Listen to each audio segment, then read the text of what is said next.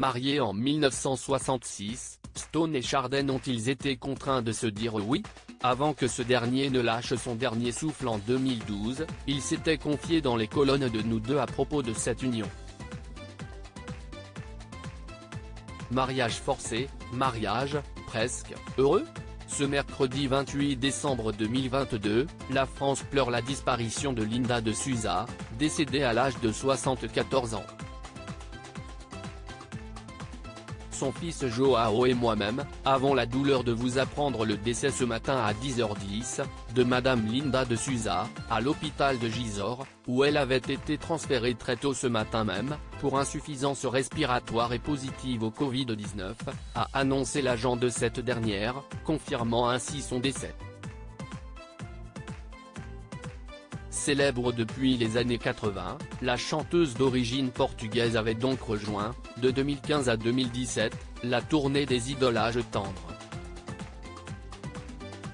Une troupe de vieux copains à laquelle Stone et Chardin appartenaient également, avant que ce dernier ne s'éteigne des suites d'un cancer, le 29 avril 2012 à Paris, à 69 ans. Si est donc une deuxième terrible perte pour le monde musical et notamment pour son ex-femme Stone, toujours là, toujours sur scène et partageant sa vie entre Paris et Commentry, une petite commune située non loin de Montluçon. Stone et Chardin, un mariage heureux? Devenu célèbre en 1970 avec l'Aventura et Made in Normandie, Stone et Chardin étaient revenus sur leur mariage imposé en 1966 dans les colonnes de Nous deux. Si Eric Chardin confiait, si est le père de Stone qui nous l'a imposé. C'était ça où il refusait qu'elle parte en tournée. Son épouse de l'époque Annie Gautra alias Stone avait confirmé que l'épisode était également douloureux pour elle, la majorité était encore à 21 ans et je n'avais que 18, il fallait donc que j'obéisse à mon père. Ça s'est fait très vite, comme une formalité. Une union sans fête et sans trop d'amour qui aura tout de même duré 10 ans et qui aura vu naître leur fils Baptiste, aujourd'hui âgé de 50 ans, et à l'origine de leur dernier album de reprise.